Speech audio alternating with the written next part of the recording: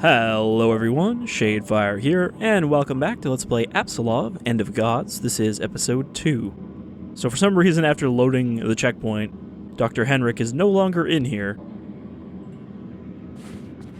But here we are.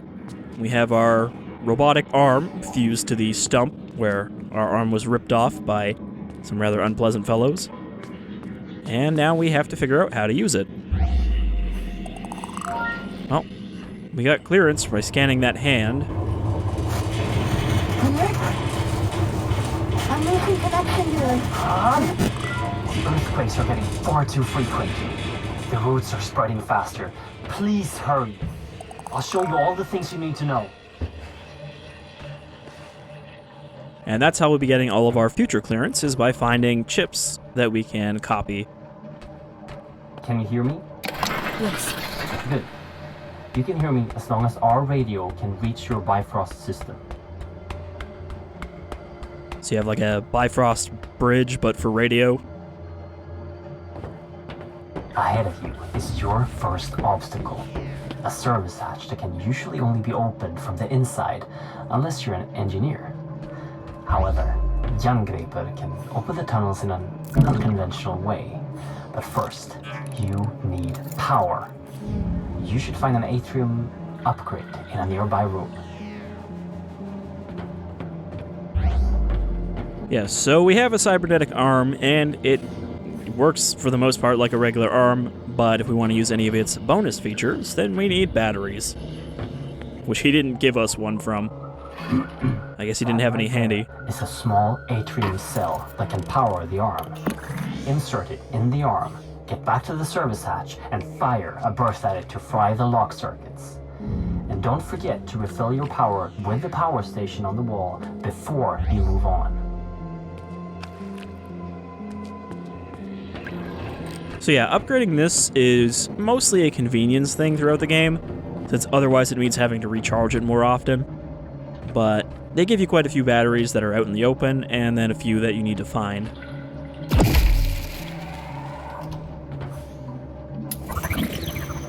Let me juice it up. If you collect enough upgrades for Jarngreipr, you can activate the weapon inside it.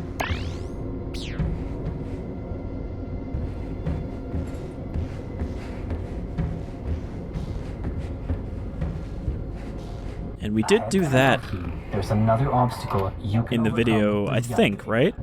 Use your sight to find the ladder's control panel. Aim at it and fire a directed burst to lower the ladder. But until we get the ability to attack, which is just by collecting enough cells, we can only use this to activate devices. So it's more of a tool right now than a weapon. Since Jarngreipr is relying on atrium power cells, your life might be depending on not running out. There is another, larger power cell that you can carry with you at all times. Collect the power cells. Anytime you want to use them, activate your Bifrost personal display system for instructions and to keep track of how many you've collected. So yeah, this is where you kind of need to pop this screen up more often. Basically, anytime you want to use a battery, you just pop this up and hit E, so you can actually do it while you're running away from something chasing you really quickly. But yeah, so we carry those around mostly, again, out of convenience, instead of having to walk all the way back to a charging station. Though there are a few areas where it feels like you kind of need those.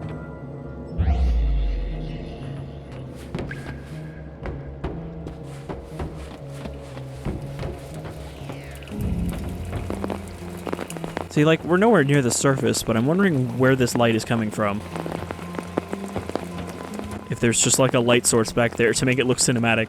Ahead of you, you will find a door that is locked with an RFID signature you don't have. But now, that won't be a problem for you.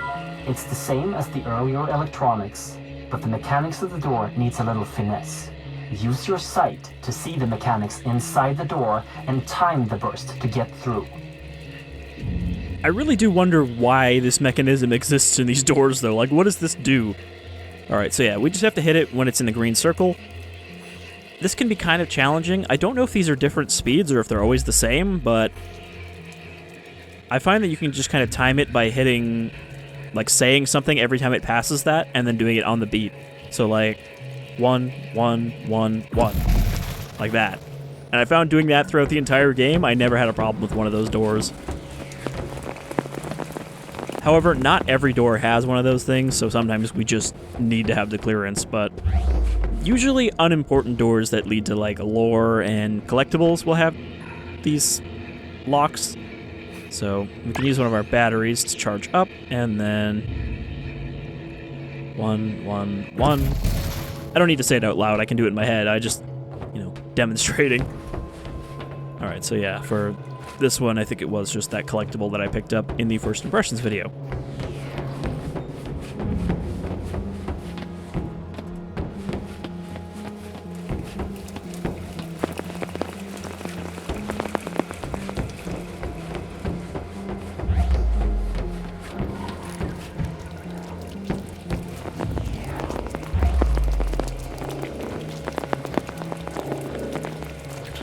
It's just the sound the door makes when it's broken.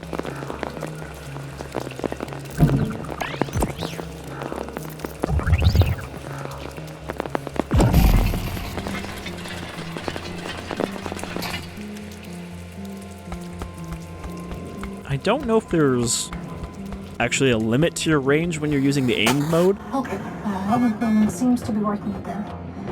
Where were we? Right.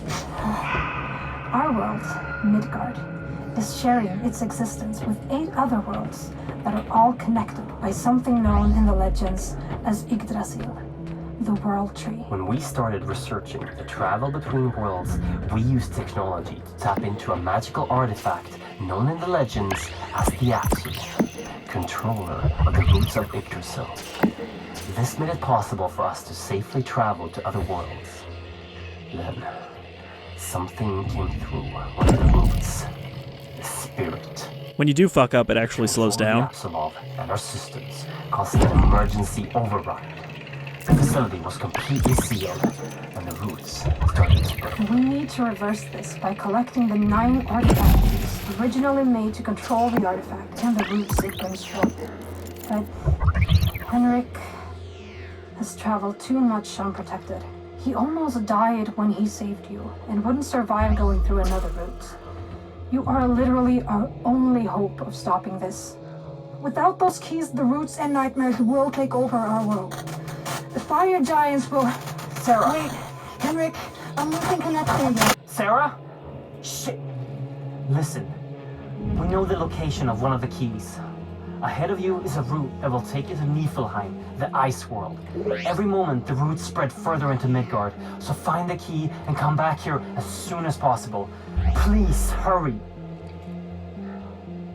So just one thing to mention is these things here are battery dispensers. I guess they all have a set limit of how many batteries you should be carrying, because if you are under that, it'll start spitting them out. So you can't get endless batteries from it, but you can always stay at the same amount. Also, if it's so important that we have the Jarngreipr to accomplish this, why didn't he just attach it to himself?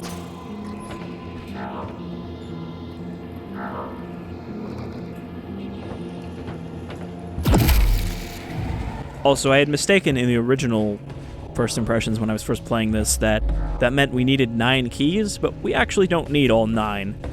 Seems like Henrik had some success collecting them before us, but we'll see that shortly.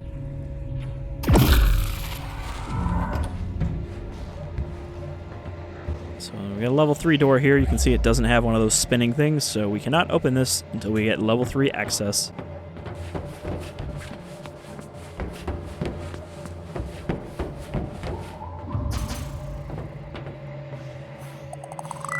And you could hear it there for a second, but those batteries do also have their own unique sound.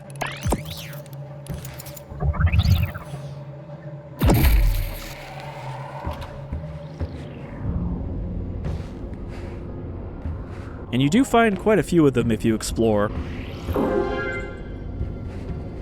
I think at one point in the game I had 30 batteries on me.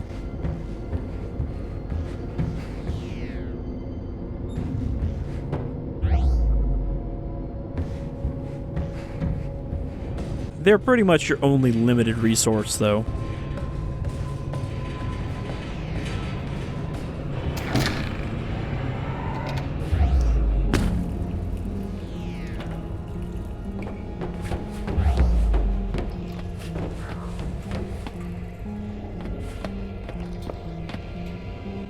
the door we just saw from the other side.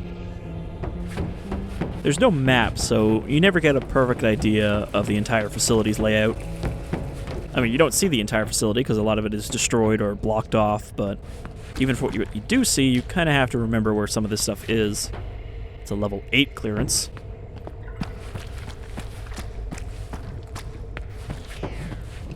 Level 8 is the highest clearance. You can see there are 8 slots down here for keys. Alright. Let's get chilly.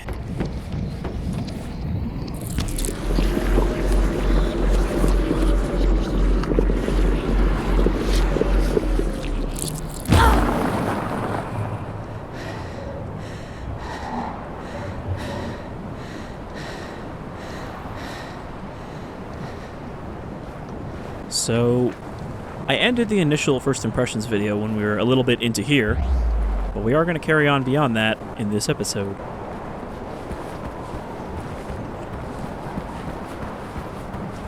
Niflheim is the world of ice and fog, and also, I guess, the source of all rivers.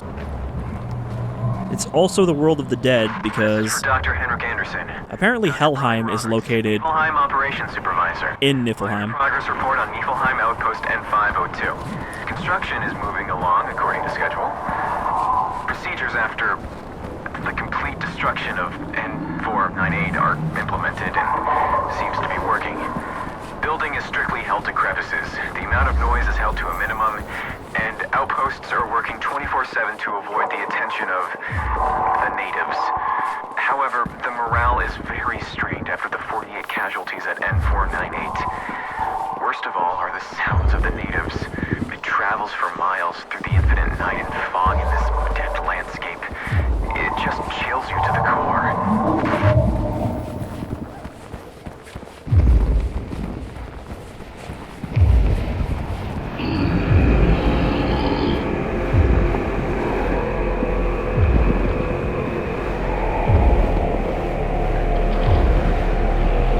And that is one of the natives, a frost giant,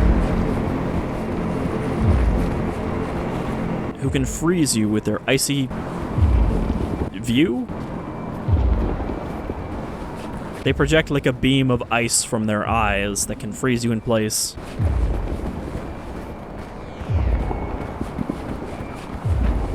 Also, that one looked like it had some real thin stick arms.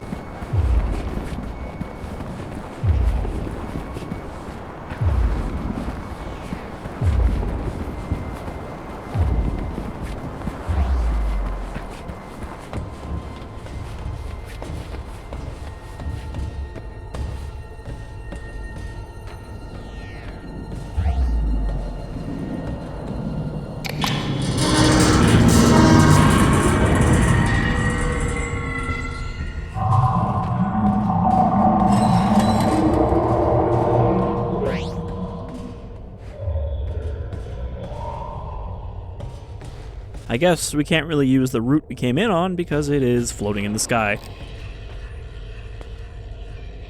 You can't just blat it with Jarngreipr.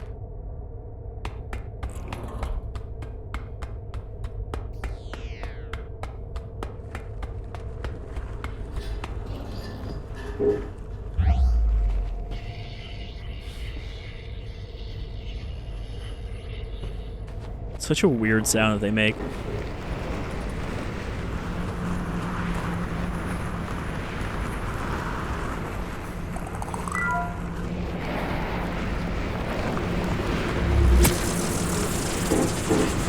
If only I could remember my Elder Fruthark, I could remember what this says. There was a point in high school where I could actually, transcribe things into it without having to look. At least for a little while.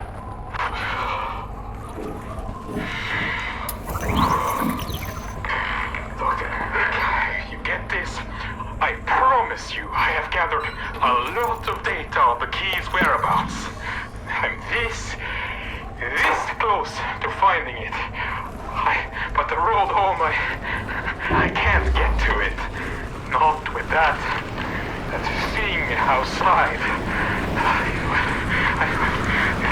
Listen, I don't know how much more of this I can take. You have to send someone to find another route. My feet are starting to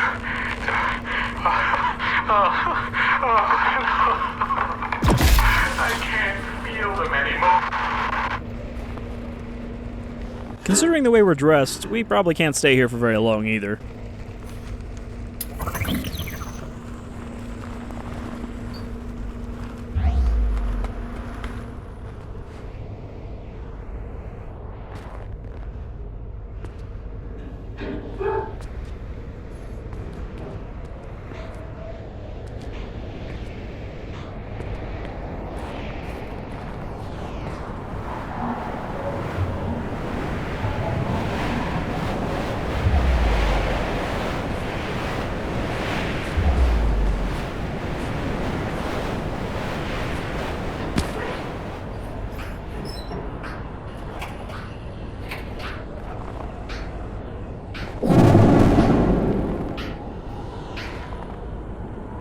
What is he attached to? There's like a tablecloth stuck to his back. Alright. And of course the keys are just skulls. Stone engraved skulls. Now sometimes you'll get weird stuff like this where you can see one of those, but it's actually just attached to a door that is covered by rubble. He also has some clearance.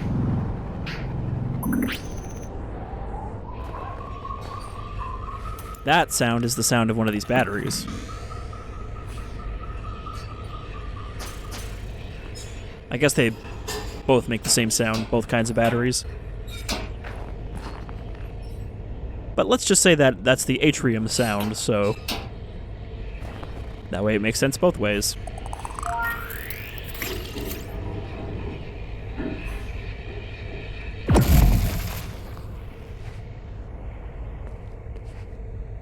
So here you can see the symbol when it's not in myth vision, so I guess I'm not the only one who can see these. I mean, I assume Henrik has the same implant as we do in his eye, so he can also see the myth.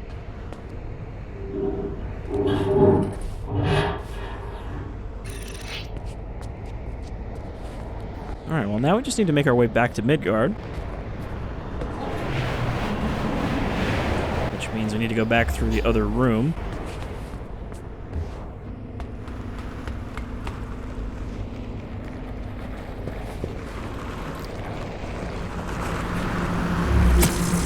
Palm the balls.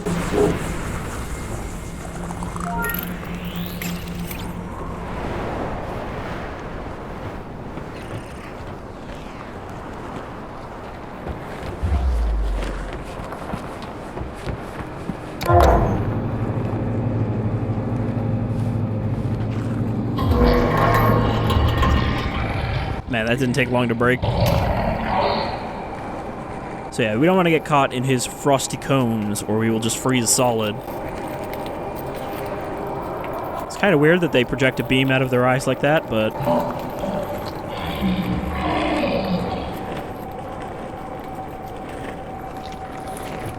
it is also very handy.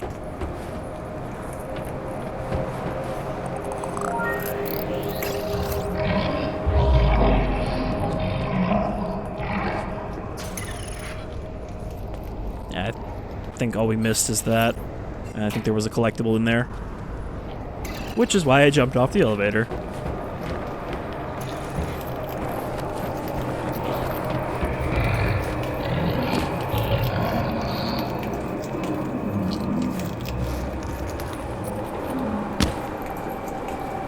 Actually, is there anything over here?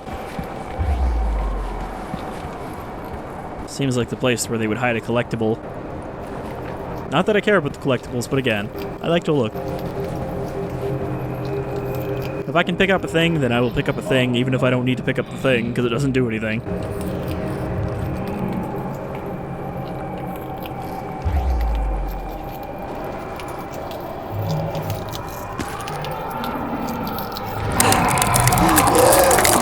Oh, I was trying to take shelter behind that so that wouldn't happen, but I guess I just walked into the beam. And hey, we're back in the dead zone. Except now, we need both orbs because they are not in place, and we have been spotted by the spirit You might recognize them up close as the same one in the statue we saw. Okay, where are the balls? Give me the balls. I need both balls in hand before I can continue. There's one. Now, much like the horned ones, the spirit will not chase you infinitely in here. It does lose sight of you. But, like, what is this place? It's got these big, like, rotating rings around it. I feel like we're inside the engine to the event horizon.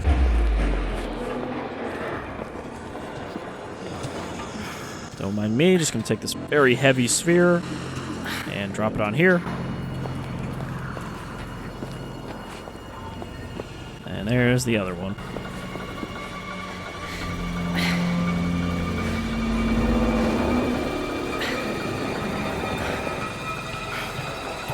Oh. Sometimes you need to just...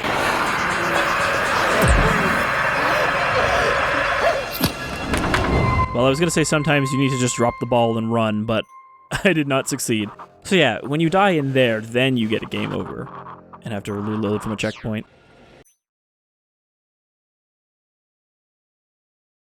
Now you saw that she did kind of do something with her arm there. If we had the weapon form and enough charge, you can actually knock it off you so that you have a chance to continue.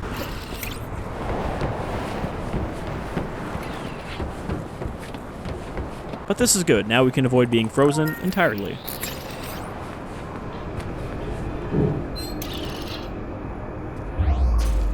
Grab that battery again.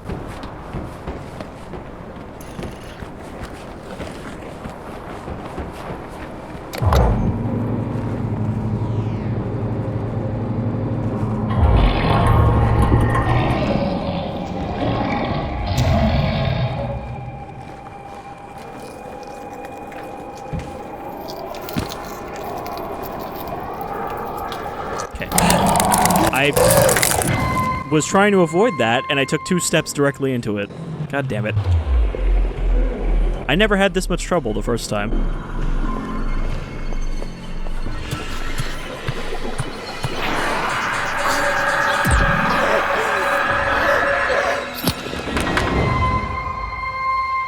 Alright. We managed to repeat exactly the same thing, but much quicker. In both ways. Oh boy. I would say that, hey, good thing I didn't play on a harder difficulty, but since both of those things are instant kills, it wouldn't be any different on a harder difficulty. Unless the spirit, like, chases you faster, in which case it would be more of a pain in the ass. Alright. Can we do this without getting frozen and going back to the spirit ring?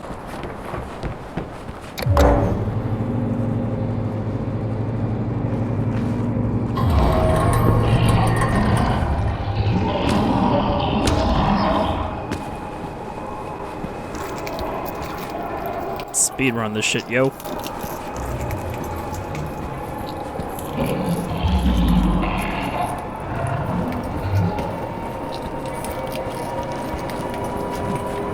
Into the tunnel.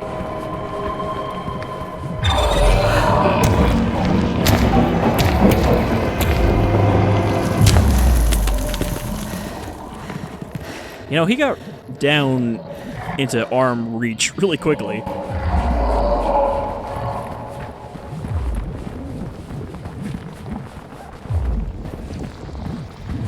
And back we go. I can't imagine going through one of these things is very pleasant.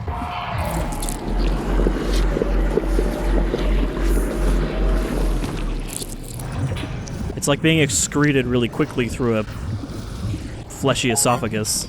God, is that you? Oh, thank God.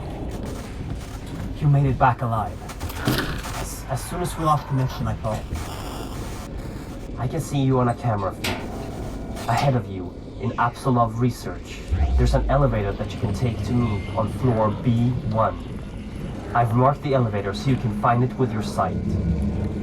There's probably a lot of things to explore in Apsulov research, but don't stay for too long.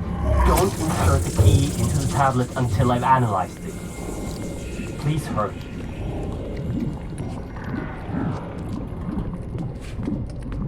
Alright. Let's head up to Apsulov Research.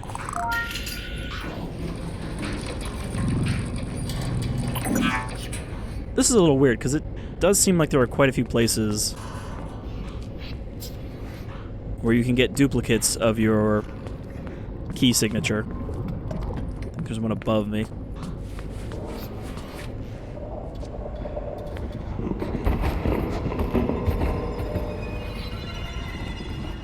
You know, it's convenient that he's just tall enough to fit through those doors.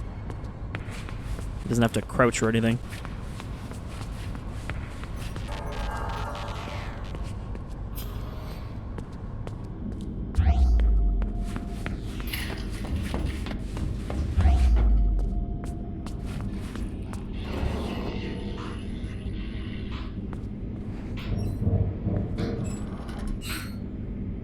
That's what I was hearing. Research, Note 4, with Dr. Henrik Anderson and my lovely wife.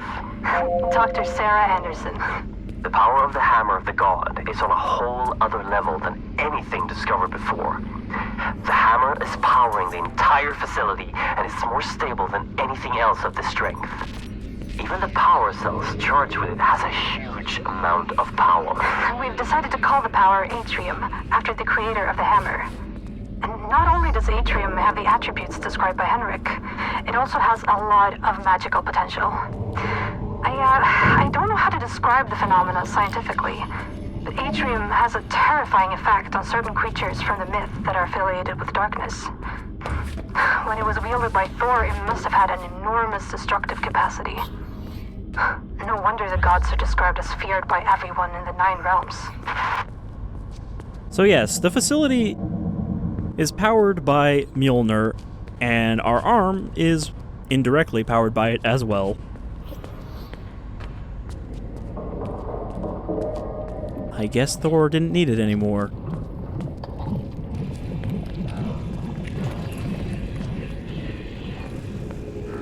I just went entirely backwards. I missed the door. Okay, we came in through here, and Wolfo came from there and went this way.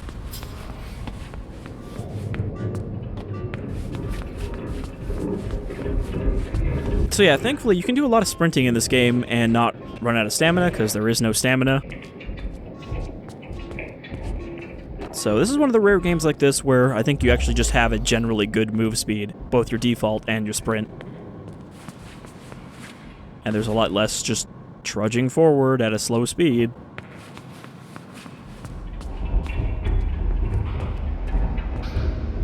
Mythology Research, Note 5.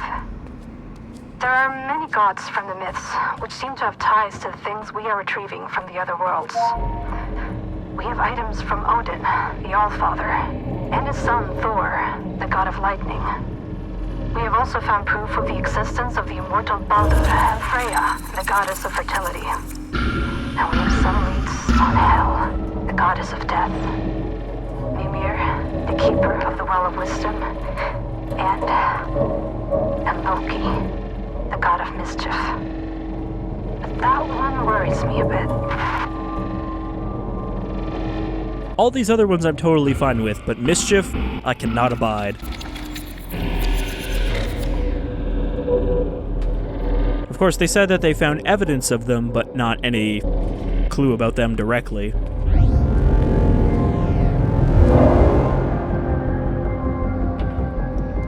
No gods, no kings, only men. And deer people. So this is the tablet he told us not to insert the skull into.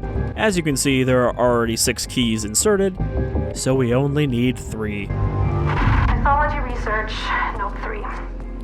The information me and Henrik has unearthed is just as astounding as mentioned in the previous notes made by Henrik. This is the elevator we need. One thing I just had to note was a story depicting an enormous wall built to protect Asgard from the outside world. The story talks of the gods making a wager with a giant. The wager was that if the giant could finish the wall within a set amount of time, he could marry the goddess Freya. Also, if you fuck up 3 times, it just opens it. However, when the giant was almost finished, the gods cheated. And to add insult to injury, Thor crushed the giant's head with his hammer. This wall that is described in the Younger Edda doesn't seem to be a wall at all. It's a statue capable of shutting out the roots of Yggdrasil and opening them to the one in control of it. I fear that this statue is exactly what we have here in the facility. The Apsulov. Now, the Apsulov is not based on anything in the actual mythology, as far as I'm aware. I'm pretty sure that's just designed for this game. I mean, like they said, it was described as a wall, but it turned out to be a statue. So I think this would be Freya here, right? Fertility goddess. I believe there was a collectible back here.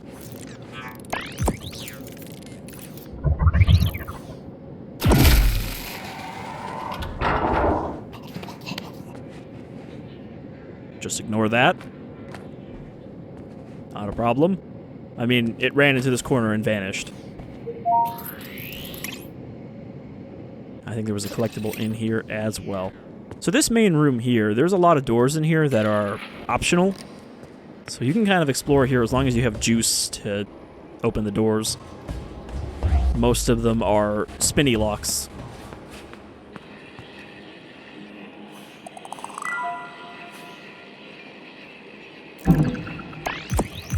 I feel like I'm actually having more trouble doing this in my head than doing it out loud.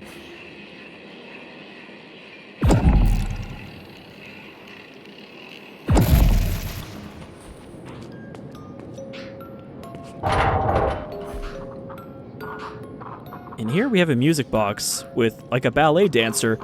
Is that also ancient? Because, I mean, like, there seems like some anachronisms about this thing that don't make sense.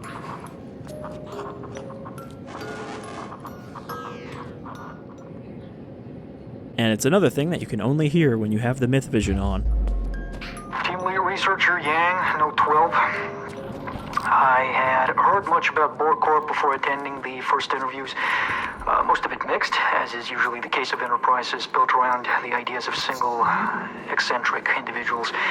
But the way people spoke about it, it sounded more like some idealistic crusade rather than a scientific excursion. Perhaps that's why I took the job, to begin with. To disprove the pseudoscience proposed by others working on the logical puzzle that is the Apsulov. From the beginning, I have treated this as a natural phenomena, and I will not simply believe. In time, we'll find an explanation for the Apsulov's existence. By then, I hope the fool spouting paganistic nonsense will be a long way from here. It wasn't made by gods, it just grew out of the ground. Jeez. I do like the idea of a very skeptical researcher working here on studying mythological relics. Also, you can see this one has clearance, so if we get up close, we can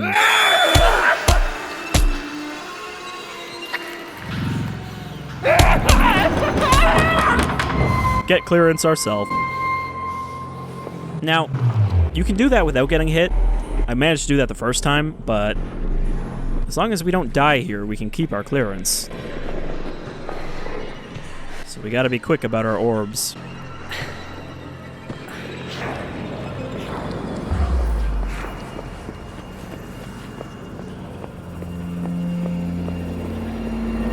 But yeah, as you can see there, that got us level 7 clearance, which is, I believe level 7 is entirely optional. I don't think there are any doors that you need to go through that are level 7, so that's why they let you get it early.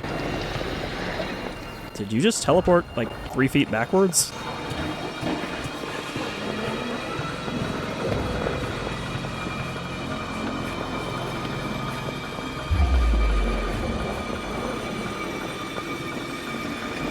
I think part of my problem is that I was trying to drop the sphere with left click, and I don't think left click drops it.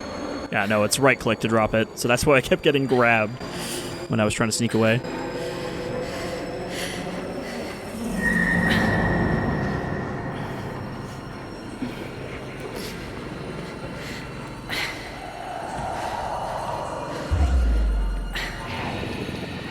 Oh, come on. can't just teleport in front of me. That's cheating.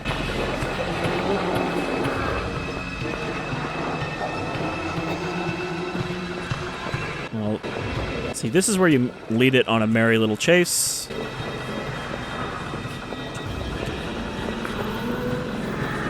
And then you go out and do your ball thing before it catches up or teleports to you. Yep, you go right, I'll go left. Passing like ships in the night. Okay, drop the ball.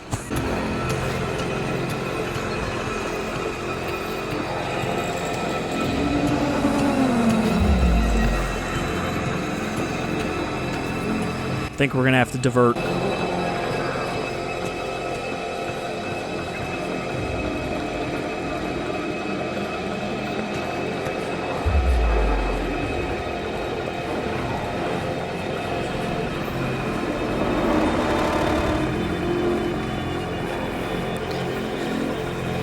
And we've got this by the balls. Rewind. Back to life. Alright. We're alive. We've got our level 7 clearance. We are directly next to the thing that killed us. Let's just shuffle away. Okay. So this one, you need a code. We don't have that code. And it is not just written next to it like some of the other ones were.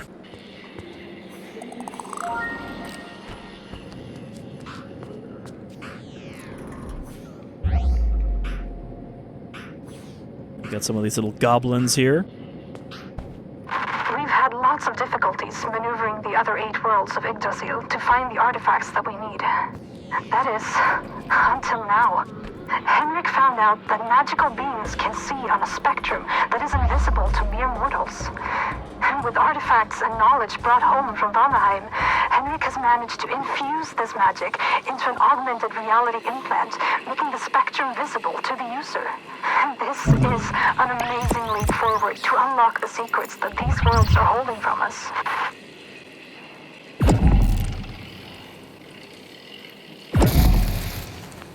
So that explains our magical eyeball that we currently have. They found something that they could use to make these AR implants so that now we can see mythological vision.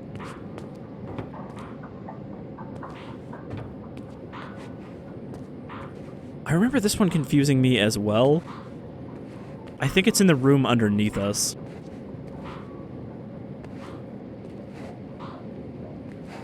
Because it's like right here. You can tell with the locational audio.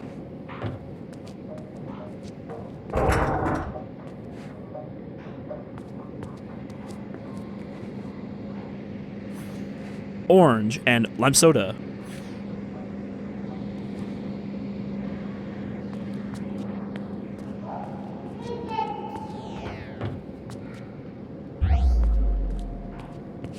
I don't think there's anything else in here. There's a second door. There's no reason to unlock that door.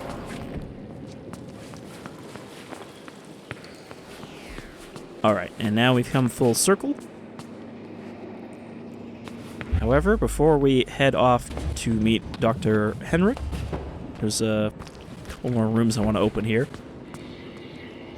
If I can do it without screwing up the timing. I keep forgetting to recharge.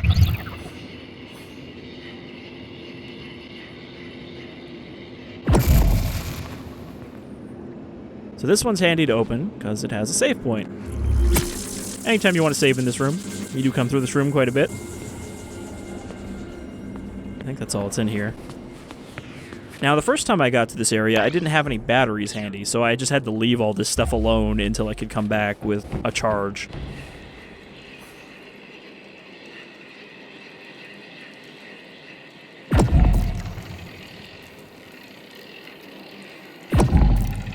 Did I fuck that up twice in the same spot?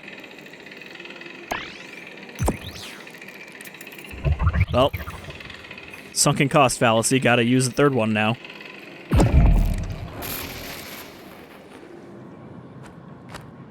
Ah, good.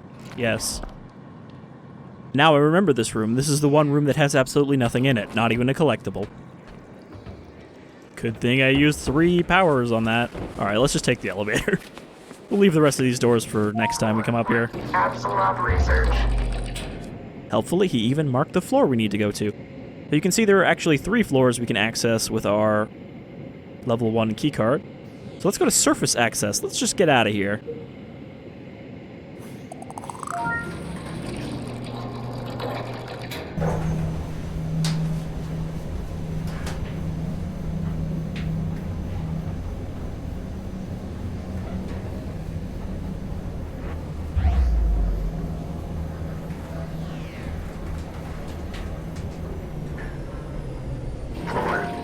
Surface access. Alright, now we just walk out and we leave Henrik to his problems. Even though there are horrible mythological creatures escaping into the world. But of course, surface access is entirely sealed, as they said on the radio, so can't leave. At least not through there.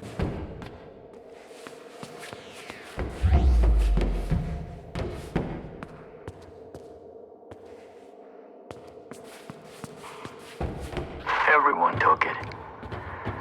The blood that came through the roots, they just drank it.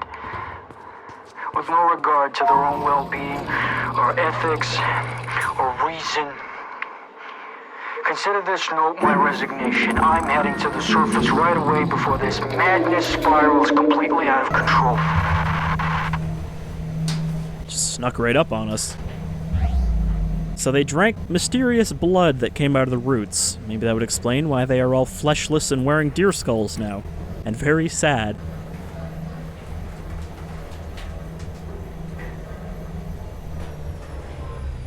Basement 1, waste disposal.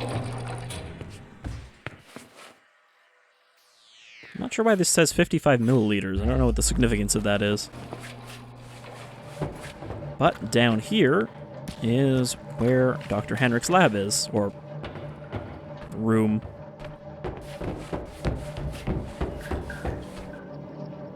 You can tell because he's lit it with a purple light. I think that's just a security camera mounted to the door. But if we go in here,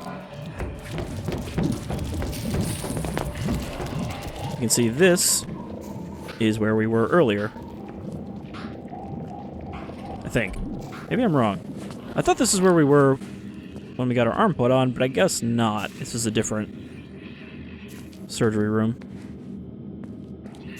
So disregard what I said. However, there is something here we want.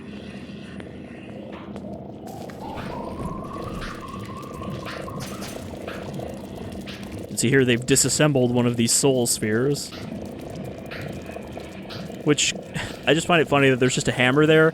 Like, imagining he just hit it until it eventually popped free of the, like, field it floats in. Dr. Lisa Svensson, supervisor, day 12 of tablet analysis. Dr. Anderson brought an artifact holding an engraved sphere and some form of magnetic energy field. The text delivered with the sphere suggests that it's a soul stone, something meant to replicate and store the soul of any higher being. There are accounts of time anomalies and split realities, but they are impossible to read at the time. Thus explaining why we have save points. So it's nice that the save points are one of those ones that are explained in universe. Oh jävlar vad du skrivs. Do you have it? Oh, magnificent! Praised be Odin and all of his sons. Oh, you've done well. I almost died, and But you didn't. And now you're taking the first step in my plan to save this world of ours. Oh, jag har fortfarande en chans. Yes, but... Now, there is much I have to show you. And time is of the essence. At the end of the hallway is a room. The key code is 3425. I'll direct you once you've entered the room. Please, leave questions for afterwards. Now go. Questions? Where do I even begin? Our Alice here does get a little more chatty as we go. She's still a little reticent to speak. But Dr. Henrik does really have this manic energy to him. Just ignore this gaping hellhole here.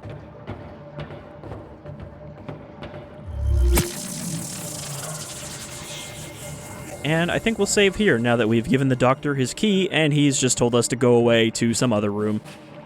So, until next time, I've been Shadefire, this is Apsulov, End of Gods, and I hope you're enjoying where we're going so far with this. Until next time, take care everyone, and don't jump into the hell pit.